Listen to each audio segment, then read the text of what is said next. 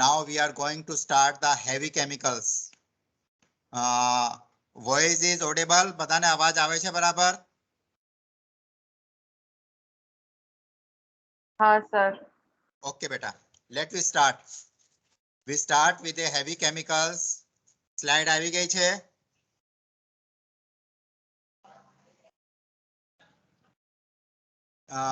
In heavy chemicals we will see sodium hydroxide, nitric acid and sulfuric acid.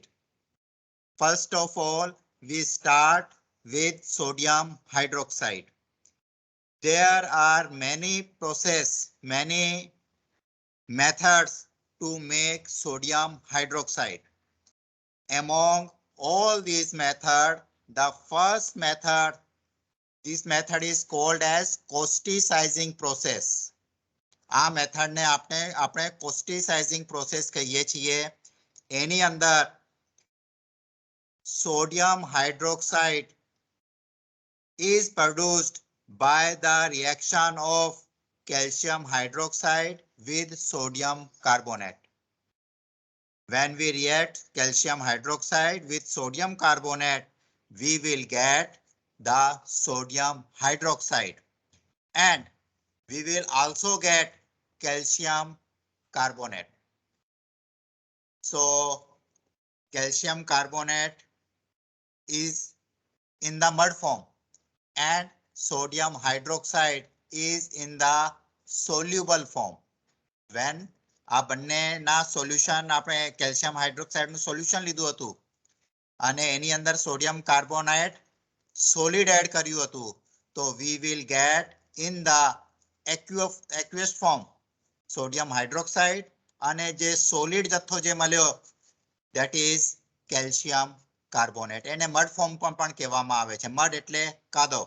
તો calcium carbonate is available in the mud form.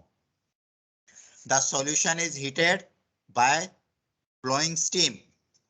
Blowing steam means we pass the steam into this solution. So the filtrate is concentrated in a vacuum evaporated and this process is called as causticizing process. This causticizing process may ask you in the short question. પેલા જે 2 માર્કનો short question હોય છે ને, તો આ causticizing process એ short ક્વેશ્ચનમાં આવી શકે. Okay, clear? In heavy chemicals, the sodium hydroxide causticizing process will be asked in the exam in the short question. Now we go for the electrolysis process. Electrolysis process means when electric current is passed in the solution and sodium hydroxide has been made. This is called electrolyte process. Before going to that one, we are going for the reactions. The first reaction is the ionization reaction. First reaction is the ionization. કારણ કે પાણીમાં નાખીએ sodium chloride ને તો એનું આયનીકરણ થાય છે. તો NaCl gives Na plus Cl. So the first reaction is ionization reaction. In ionization reaction, sodium ion and Cl ions are formed. Now we go at anode and cathode. First of all, at cathode, in water solution, when the water is there at cathode, it gives hydrogen gas and hydroxide ion. So hydroxide ion is having negative charge, so it form on the cathode.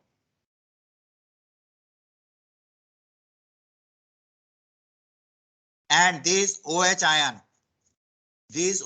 ion is react with Na ion and form Na plus OH minus gives NaOH.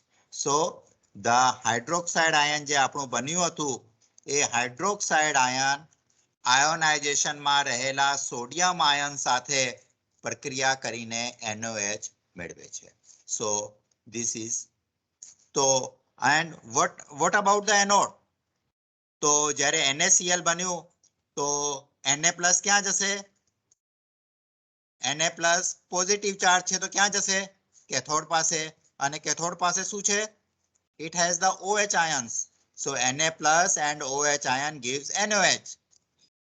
What about the Cl- ion? Cl- ion is goes on the positive electrode, that is anode. So this Cl goes to anode and gives as chlorine gas. So in the electrolysis process, in the electrolytic process, there is always byproduct. And what is the byproduct? Chlorine gas. What is the byproduct? Chlorine gas.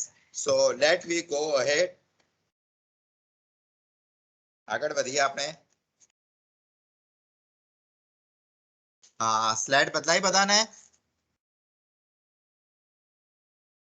Yes, sir. Okay. Yes, sir. So this is the Nelson cell. હવે ઇલેક્ટ્રોલિટિક process બે રીતે થઈ શકે. One is with the Nelson cell and another one method is also there. After that we will see it. So again in the Nelson cell, again the same. What is first reaction? Ionization. Na+ and Cl- is formed. Now this sodium ion having the positive charge, so it goes toward the cathode. So what reaction has been happen on the cathode? Cathode ઉપર કઈ પ્રક્રિયા થાય છે? તો water molecule gives hydrogen gas plus OH- gas, OH- ions. These these hydroxide minus ions react with sodium hydroxide and form sodium. OH ion react with sodium ion and form sodium hydroxide. And the byproduct, that is chlorine, is formed on the anode. Same. પહેલું જે આગળ જે આપણે જોયું હતું ને electrolysis પ્રોસેસમાં 3 reaction, same reaction is here. So what will happen? હવે ફિગર જુઓ.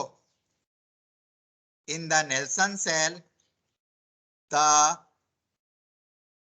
steel tube is there having a asbestos diaphragm. એટલે સ્ટીલની ટ્યુબમાં અંદરનો ભાગ એસ્બેસ્ટોસ શીટનો હોય છે. અને આ જે આખી ટ્યુબ હોય છે, it is perforated. Perforated means having the hole. જે રીતે આપણે ગેણી હોય, આપણે પેલું લોટ ચાડીએ છીએ ને, તો એમાંથી જે ઝીણું ઝીણું હોય જતું રહે. In the same way it is a perforated steel tube. અને that is this perforated steel tube is act as a cathode. Carbon or graphite rod is act as a anode. એની અંદર સ્ટીલની કેથોડ અને ગ્રેફાઇટનું anode. અને આ સ્ટીલની tube કેવી હોય છે? It is perforated. Perforated એટલે એમાંથી પસાર થઈ શકે એવું. Now in this tube brine has been filled. Brine means, what is brine? NaCl water. Very good. The NaCl solution is called as brine. So brine solution has been filled in the steel tube, and in this steel tube graphite anode આ રીતે એની અંદર deep કરેલો હોય છે. હવે એની અંદર જ્યારે આપણે ઇલેક્ટ્રિક પાસ કરીએ, એની અંદર ઇલેક્ટ્રિક કરંટ પાસ કરીએ, તો અગેન જે ઉપરના રિએક્શન દેખાય છે સેમ રિએક્શન થાય છે. કે આની અંદર જે NaCl છે સ્ટીલ ટ્યુબમાં, એમાંથી સોડિયમ આયનો ક્યાં જશે? કેથોડ ઉપર. કેથોડ કોણ છે? આ સ્ટીલની ટ્યુબ દેખાય છે, સ્ટીલની ટ્યુબ એ કેથોડ છે. એટલે સોડિયમ આયનો એની તરફ જશે. એની જુઓ એના બહારના ભાગમાં જે કલરલેસ ભાગ દેખાય છે ને, that is એની અંદર અહીંયા જુઓ નીચેના ભાગમાં સ્ટીમ ઇનલેટ લખેલું છે. સ્ટીમ ઇનલેટ મીન્સ એની અંદર પાણીની સ્ટીમ પાસ કરવામાં આવે છે. પાણીની સ્ટીમમાં શું શું હોય? H+ અને OH-. સ્ટીલ ટ્યુબમાંથી પરફોરેટેડ છે એટલે જે સોડિયમ આયનો અહીંયા આવ્યા હશે એ એમાંથી બહાર નીકળી આ જે જેકેટમાં જે સ્ટીમ છે એની સાથે પ્રક્રિયા કરે અને સોડિયમ હાઇડ્રોક્સાઇડ આપે છે. શું બનાવે છે? સોડિયમ હાઇડ્રોક્સાઇડ આપે છે. નીચેના ભાગમાં જુઓ નળ મૂકેલું છે ત્યાંથી સોડિયમ હાઇડ્રોક્સાઇડ બનેલું છે એને બહાર કાઢી શકાય છે. અગેન ફરીથી એકવાર નેલ્સન સેલની અંદર સ્ટીલ ટ્યુબ હોય છે એ કેથોડ તરીકે વર્તે છે અને ગ્રેફાઇટ એનોડ તરીકે વર્તે છે. સ્ટીલ ટ્યુબની અંદર NaCl નું સોલ્યુશન એટલે કે બ્રાઇન ભરવામાં આવે છે અને વીજ પ્રવાહ પસાર કરતા એની અંદર જે Na પ્લસ આયનો છે એ Na પ્લસ આયનો કેથોડ તરફ જાય છે એટલે સોડિયમ આયન પરફોરેટેડ પામીને એના બહારના ભાગમાં રહેલા જેકેટ જેની અંદર OH આયનો હોય છે એની સાથે પ્રક્રિયા કરીને NOH બનાવે છે. Cl ક્યાં જશે? Where Cl will go? It goes to the anode. Cl minus તો એ કોના તરફ આકર્ષાય? It attract toward anode અને anode તરફ આકર્ષાશે એટલે this Cl ion is gives Cl2 gas. અને ઉપરના ભાગમાં જુઓ એક બાજુથી બ્રાઇન જાય છે બીજી બાજુથી ક્લોરીન ગેસ બહાર નીકળે છે. Okay, so this is the method. બધાને ખ્યાલ આવી ગયો? Everybody is understood? Nelson cell, Priya? Yes, sir. બેટા understood? ખબર પડી ગઈ કે ફરી એકવાર સમજાવું?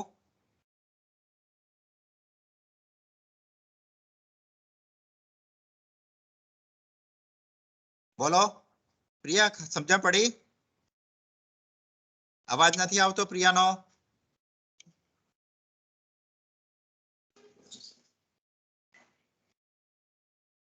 પ્રિયા, હા બેટા સમજણ પડી? ધારા, Yes, sir. સમજણ પડી? હા. હા, just a minute, just a minute.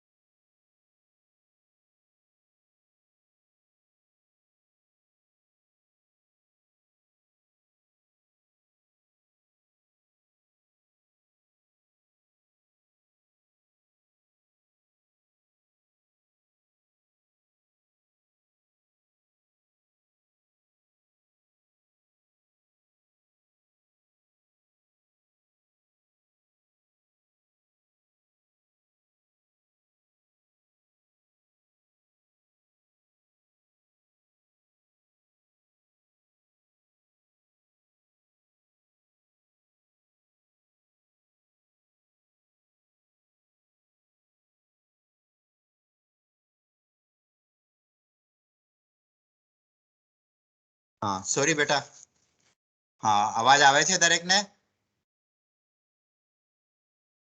अवाज आवे छे? Yes, sir. Okay sorry, very sorry. चलो next one is the Castner Kellner cell. देखाय छे बधाने स्लाइड ऊपर?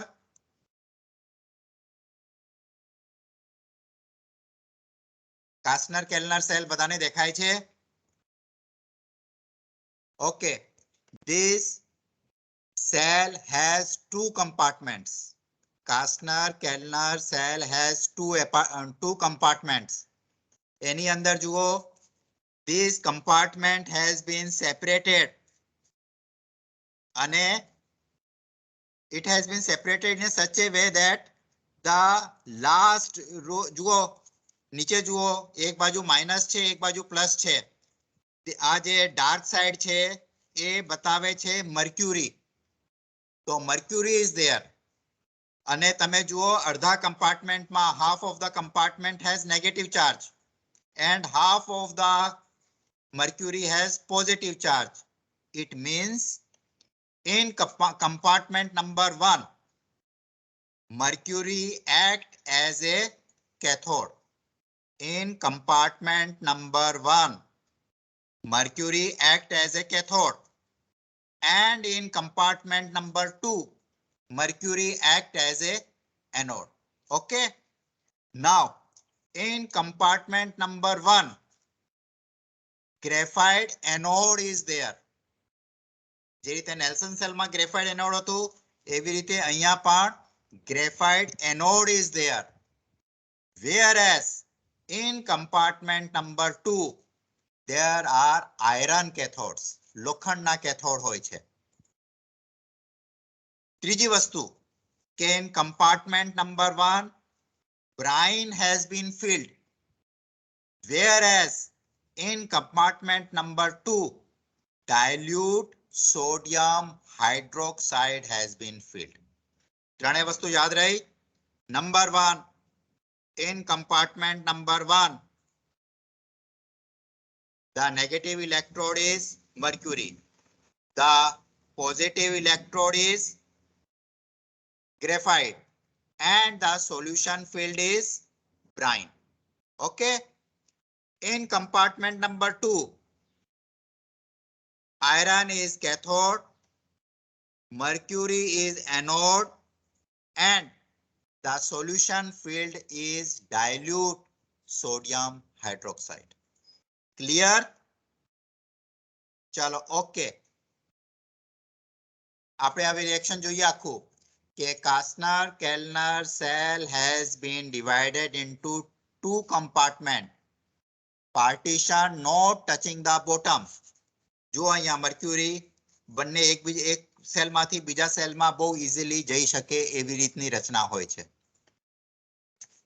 હવે મર્ક્યુરી બ્રાઇન જે ફર્સ્ટ કમ્પાર્ટમેન્ટમાં ભરવામાં આવ્યું છે અને જ્યારે આપણે વીજ પ્રવાહ પાસ કરીએ when the electric current is passed, the again પહેલા જ ત્રણ રિએક્શન, પહેલું રિએક્શન શું થાય? આયોનાઇઝેશન. આયોનાઇઝેશનમાં શું મળે આપણને?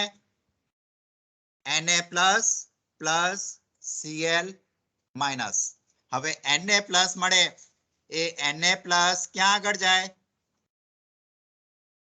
Na પ્લસ છે એટલે એ કેથોડ તરફ આકર્ષાશે, તો it goes to the mercury.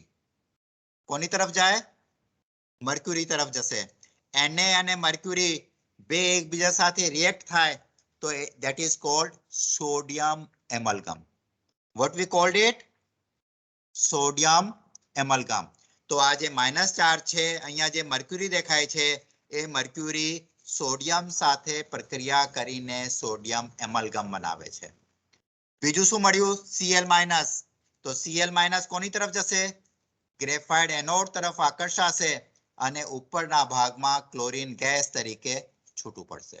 તો બાય પ્રોડક્ટ આપણને મળી ગઈ ક્લોરીન ગેસ. હવે નીચે જે સોડિયમ એમલ્ગમ છે એની નીચે જુઓ, જો એક વસ્તુ લખી છે એસેન્ટ્રિક વ્હીલ, ગોળ રાઉન્ડ છે, દેખાય છે દરેકને? આવી એક વ્હીલ જેવી રચના હોય છે. આ વ્હીલ જેવી રચનાથી શું કરી શકાય? કે કમ્પાર્ટમેન્ટ નંબર 1 માં જે મર્ક્યુરી છે એ મર્ક્યુરીને કમ્પાર્ટમેન્ટ નંબર 2 માં લઈ જઈ શકાય. તો આ વ્હીલ જેવી રચનાથી આ મર્ક્યુરીને જે માઇનસ ચાર્જ વાળું છે એને આપણે ક્યાં લઈ જઈએ છીએ? Compartment number 2. હવે કમ્પાર્ટમેન્ટ નંબર 2 ની અંદર તો એને ઇલેક્ટ્રિકનો પોઝિટિવ ચાર્જ આપેલો છે, એટલે શું બની જાય છે? એનોડ બની જાય છે. જેવું એ કમ્પાર્ટમેન્ટ 1 માંથી કમ્પાર્ટમેન્ટ 2 માં જાય તો it turns into anode. Anode થાય એટલે જે પેલું સોડિયમ આયન એની સાથે જોડાયેલું હતું એ શું થાય? એનોડ સાથે જાય? ના જાય. it immediately come out, અને કમ આઉટ એ જ્યારે બહાર નીકળે તો અહીંયા સોડિયમ હાઇડ્રોક્સાઇડ નું જે સોલ્યુશન છે એના OH આયન સાથે પ્રક્રિયા કરીને સોડિયમ હાઇડ્રોક્સાઇડ બનાવે છે. ખ્યાલ આવ્યો? ફરીથી એકવાર, ફર્સ્ટ કમ્પાર્ટમેન્ટમાં સોડિયમ આયન છૂટા પડ્યા અને એ મર્ક્યુરી સાથે જોડાઈ ગયા, કારણ કે mercury act as a cathode અને સોડિયમ એમલગમ બન્યું. ફર્સ્ટ કમ્પાર્ટમેન્ટમાં જે ક્લોરીન Cl- આયન હતા એ એનોડ પાસે ગયા અને એનોડ થી એ છૂટા પડ્યા એટલે ક્લોરીન ગેસ રૂપે આપણને બાય પ્રોડક્ટ મળી. નીચે જે સોડિયમ એમલગમ છે એ સોડિયમ એમલગમને આપણે કમ્પાર્ટમેન્ટ નંબર 2 માં લઈ ગયા અને કમ્પાર્ટમેન્ટ નંબર 2 ની અંદર આ સોડિયમ એમલગમ ને પોઝિટિવ બનાવી દેવામાં આવ્યું, એટલે કે એને એનોડ બનાવી દેવામાં આવ્યું. એનોડ બનાવ્યું એટલે એમાંથી સોડિયમ આયન છૂટું પડ્યું અને સોડિયમ આયન છૂટું પડીને OH આયન સાથે પ્રક્રિયા કરીને સોડિયમ હાઇડ્રોક્સાઇડ બનાવે છે.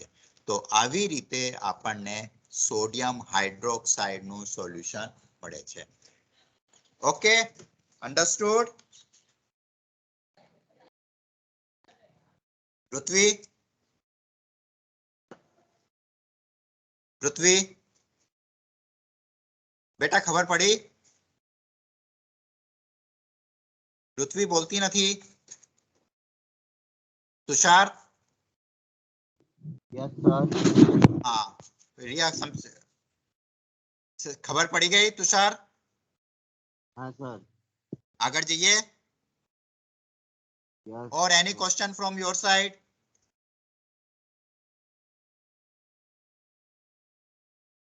ચલો. No, sir. ઓકે ઓકે બેટા, હવે આગળ જઈએ આપણે. Now we go for the uses of NaOH. So that is very simple. Soap industry, paper industry, artificial silk, sodium hypochlorite, nitrites, petroleum industry માં, mercerizing cotton માં, and as a reagent in the laboratory. Now again, the next method, that is the nitric acid from niter. So how we are making nitric acid from niter? તો એની એક simple method છે કે simple મેથડમાં potassium nitrate ને sulphuric acid સાથે ગરમ કરવામાં આવે છે. તો સોડિયમ પોટેશિયમ સલ્ફ્યુરિક એસિડ સાથે ગરમ કરીએ તો આપણને નાઇટ્રિક એસિડ મળે છે. અને આવી રીતે આ કન્ડેન્સ નાઇટ્રિક એસિડ આપણને મળે છે. હવે nitric acid from nighter, next method, આ જે શોર્ટ જે રીતે પેલું આપણે કોસ્ટિસાઇઝિંગ મેથડ જોઈ હતી ને શોર્ટ ક્વેશ્ચન, એવી રીતે આ nitric acid from nighter short question તરીકે પૂછી શકાય કે નાઇટ્રિક એસિડ માંથી નાઇટર મેળવવાની પદ્ધતિ વર્ણવો. એ શોર્ટ ક્વેશ્ચનમાં પૂછી શકાય. પણ હવે આપણે જે મોટા ક્વેશ્ચનમાં એક્ઝામમાં જે પૂછાય છે એ જોઈએ કે બર્કલેન્ડ એન્ડ આઇડ પ્રોસેસ. તમને એક્ઝામમાં જો આ ક્વેશ્ચન પૂછાશે તો ક્વેશ્ચન આ રીતે પૂછાશે કે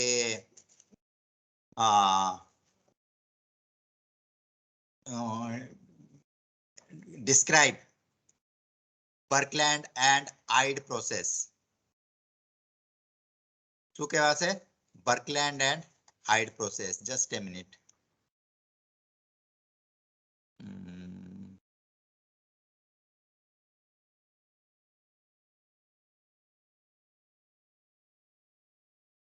together generate the top full screen.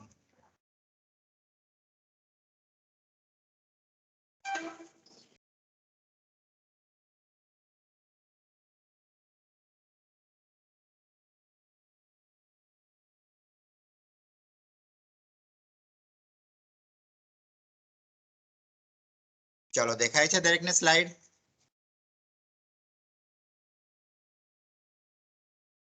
Slide દેખાય છે? બેટા જરા રિસ્પોન્ડ કરો, મને ખબર પડે કે સ્લાઇડ દેખાય છે કે નહીં દેખાતી. હા સર દેખાય છે. Okay okay. This Birkeland and Eyde પ્રોસેસમાં સૌથી પહેલા આના માટે નાઇટ્રોજન મેળવવામાં આવે છે, નાઇટ્રોજન ઓક્સાઇડ. તો વાતાવરણમાં આપણે જાણીએ છીએ કે પુષ્કળ પ્રમાણમાં નાઇટ્રોજન રહેલું છે. તો in this method we get nitrogen from the air. અને નાઇટ્રોજન અને ઓક્સાઇડ એની અંદર આપણે પેલું સ્ટ્રોંગ ઇલેક્ટ્રિક કરંટ અને મેગ્નેટિક ફિલ્ડ લાગુ પાડીને ઇલેક્ટ્રિક આર્ક ની અંદર નાઇટ્રોજન ઓક્સાઇડ મેળવવામાં આવે છે. અને આ નાઇટ્રોજન ઓક્સાઇડ નું ઓક્સિડેશન કરીને નાઇટ્રોજન ડાયોક્સાઇડ મેળવવામાં આવે છે. અને આ નાઇટ્રોજન ડાયોક્સાઇડ ની પાણી સાથેની પ્રક્રિયાથી નાઇટ્રિક એસિડ મેળવવામાં આવે છે. એનું જે સિદ્ધાંત છે એ આ છે. If the question has been asked to you કે write theory of Birkeland and Hyde process, એવું પૂછે ને શોર્ટ ક્વેશ્ચનમાં કે write theory of Birkeland and Hyde process, so you have to write these three reactions. In the first reaction, atmospheric nitrogen and oxygen react with each other to form nitrogen oxide. These nitrous oxide react with oxygen to form nitrogen dioxide, and this nitrogen dioxide is react with the water in presence of oxygen gives nitric acid. હવે આપણે આખી procedure જોઈએ. આ એનો સિદ્ધાંત છે. હવે આપણે પ્રોસિજર જોઈએ. તો first of all, the air is blown between electric arc in a magnetic field.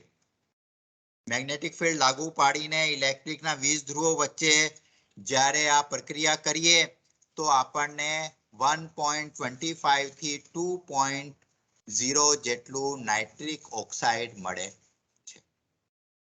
બરાબર છે? આ મેથડની સૌથી મોટું એક ફાયદો આ છે કે આમાં રો મટીરીયલ તરીકે એર છે. એટલે આ જે પ્લાન્ટ છે તમે ગમે ત્યાં નાખી શકો. એના માટે જરૂરી નથી કે તમને રો મટીરીયલ જ્યાં તમને ઇઝીલી મળતું હોય ત્યાં આગળ નાખીએ, કારણ કે નાઇટ્રોજન તો બધી જગ્યાએ છે. તો આ જે પ્રક્રિયા છે આ ઇલેક્ટ્રિક કરંટ પાસ કરીએ મેગ્નેટિક ફિલ્ડ સાથે તો લગભગ 1.5 થી 2% જેટલું નાઇટ્રિક ઓક્સાઇડ મેળવી શકાય છે. આ ફર્સ્ટ પાર્ટ. નાઇટ્રિક ઓક્સાઇડ મળી ગયું પછી એને ઓક્સિડેશન ચેમ્બરમાં લઈ જવામાં આવે છે. We took it in the oxidation chamber. So the whole chamber has been shown in the figure. કે ફરીથી જુઓ આ જે ફર્સ્ટ પાર્ટ છે that is the electric arc and magnetic field is applied here. So nitric oxide has been formed. અને એ રીતે એને તરત જ અહીંયા એને ઠંડુ પાડી દેવામાં આવે કે જેથી એની રિવર્સ પ્રક્રિયા ન થઈ શકે. રિવર્સ પ્રક્રિયા એટલે શું? નાઇટ્રોજન ઓક્સાઇડ માંથી પાછું નાઇટ્રોજન બની જાય. એ તો વસ્તુ આપણે થવા નથી દેવી. એટલે તરત જ એને કુલિંગ ચેમ્બરમાં લઈ જવામાં આવે છે અને ત્યાં એને કૂલ પાડી દેવામાં આવે છે. એટલે here we get nitrogen oxide. This nitrogen oxide ને ઓક્સિડેશન ચેમ્બરમાં લઈ જવામાં આવે છે. ઓક્સિડેશન ચેમ્બર પહેલા એને બોઇલર માંથી પાસ કરવામાં આવે છે. એટલે બોઇલરમાં શું થાય કે ફરીથી એને ગરમ કરવામાં આવે અને ગરમ કરીને એનું ઓક્સિડેશન કરવામાં આવે તો we will get the nitrogen dioxide.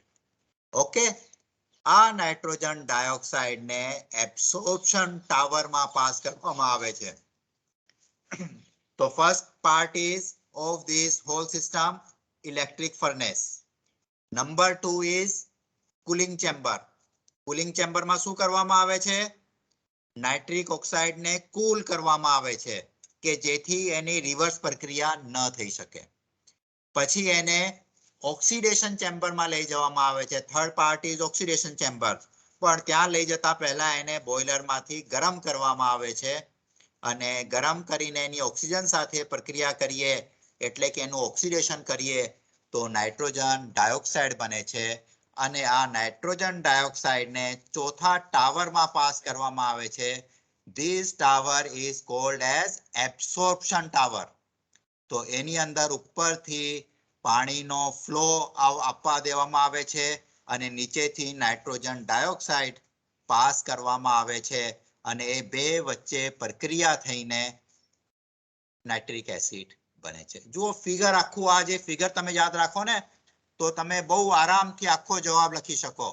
Figure has been divided into 4 parts. First part is electric furnace. Electric furnace માં પેલું શું કહેવાય એર પાસ કરીએ તો નાઇટ્રિક ઓક્સાઇડ મળે છે જેને સેકન્ડ પાર્ટમાં એટલે કે કુલિંગ ચેમ્બરમાં લઈ જવામાં આવે છે. એને કૂલ કરવામાં આવે છે. શા માટે કૂલ કરવામાં આવે છે કે ફરીથી પાછું નાઇટ્રોજન ઓક્સાઇડ નાઇટ્રોજન અને ઓક્સિજનમાં કન્વર્ટ ન થઈ જાય એટલા માટે.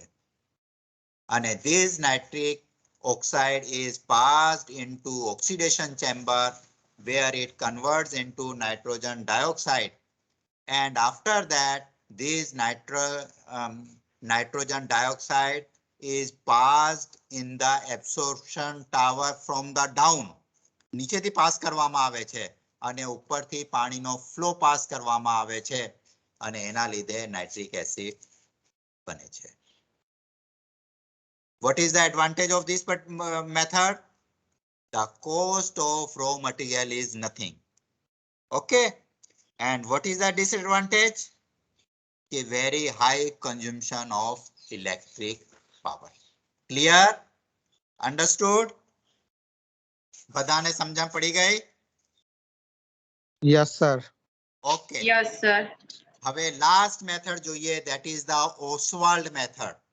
Ostwald method આગળના જેવી જ છે પણ એની અંદર in Ostwald method instead of using natural nitrogen and oxygen we will use ammonia. So nitric oxide ammonia માંથી મેળવવામાં આવે છે. તો Ostwald method માં શરૂઆત ક્યાંથી થાય છે? એમોનિયાથી થાય છે કે એમોનિયામાંથી નાઇટ્રિક ઓક્સાઇડ મેળવવામાં આવે છે. અગેન નાઇટ્રિક એસિડ ઓક્સાઇડને ડાયોક્સાઇડમાં કન્વર્ટ કરવામાં આવે છે અને પાણી સાથે પ્રક્રિયા કરીને HNO3 આપે છે. તો ફર્સ્ટ રિએક્શન જુઓ પ્રોસેસ. તો ઇન ધીસ પ્રોસેસ 1:8 ના પ્રમાણમાં એટલે 1 part is ammonia and 8 part is air is passed through the chamber. અને કયા ચેમ્બરમાં? કેટાલિસ્ટ ચેમ્બરમાં. કેટાલિસ્ટ ચેમ્બરમાં શું હોય છે? Platinum goes is a act as a catalyst. તો એમોનિયા ઓક્સિજન સાથે પ્રક્રિયા કરીને નાઇટ્રોજન ઓક્સાઇડ બનાવે છે and 95% ammonia is converted into nitrogen oxide. પહેલામાં શું થતું હતું? કેટલું નાઇટ્રોજન ઓક્સાઇડમાં કન્વર્ટ થતું હતું? બર્કલેન્ડ એન્ડ હાઇટ પ્રોસેસમાં 1.75 to 2. હા 1.25 to 2%. જ્યારે અહીંયા 95% ammonia is converted into nitric oxide. Again it passed through the oxidation chamber અને પછી oxidation chamber is then passed through in excess of air and water to form એટલે absorption tower માં. એટલે બાકીની ત્રણ વસ્તુ એવી ને એવી જ, ખાલી આ વસ્તુ બદલાય છે કે પહેલા ભાગની જે વસ્તુ પહેલા એના જે second third fourth is same, ખાલી આ જે પહેલું ભાગ છે ને NH3 and air, platinum goes is a catalyst and we get nitrogen oxide, nitric oxide. તો આ આપણને ફર્સ્ટ પાર્ટમાં મળે છે. બાકી સેકન્ડ પાર્ટ, થર્ડ પાર્ટ અને ફોર્થ પાર્ટ જેવી રીતે આગળ બર્કલેન્ડ એન્ડ હાઇટ પ્રોસેસમાં થતું હતું એ રીતે જ થાય છે. ક્લિયર? ક્લિયર? Yes sir. બધાને Yes, સમજણ sir. પડી ગઈ? Any question from your side? ધારા બેટા, any question? No, sir. Okay, No, sir. Understood. તો આપણે Yes, આ sir. લેક્ચર પૂરું કરીએ છીએ.